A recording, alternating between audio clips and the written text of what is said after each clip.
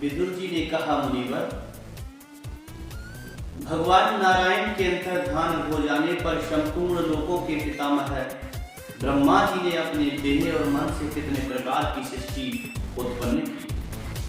भगवान, इनके सिवा मैंने आपसे और जो बातें पूछी हैं उन सब का भी क्रम से वर्णन कीजिए और मेरे सब संशयों को दूर कीजिए, क्योंकि आप सभी बहुयुगों में श्रेष्ठ हैं। सूत जी कहते हैं, शौनक जी, विदुर जी के इस प्रकार पूछने पर मुनिवर मैत्रेय जी बड़े प्रसन्न हुए और अपने हृदय में उन प्रश्नों का इस प्रकार उत्तर देने लगे।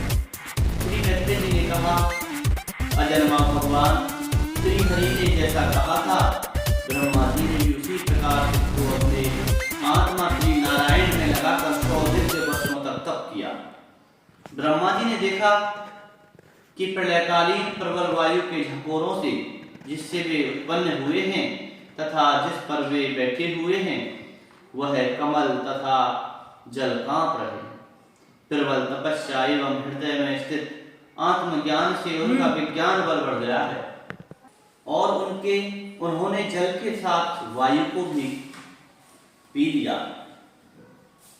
फिर जिस पर स्वयं बैठे हुए थे उस आकाश व्यापी कमल को देखकर उन्होंने विचार किया कि पूर्व कल्प में लीन हुए लोकों में मैं इसी से रचूंगा।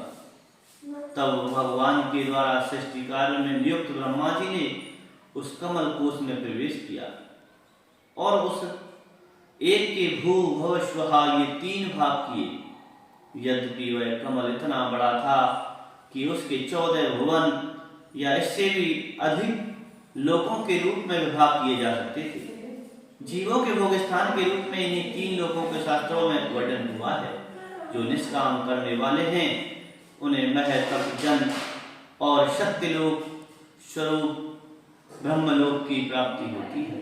विदुर जी ने कहा, ब्राह्मण, आपने अद्भुत कर्माविष्ट रूप श्री हरि की जिस काल नामक शक्ति की बात कही थी, प्रभु उसका कृपया विस्तार पूर्वक वर्णन कीजिए।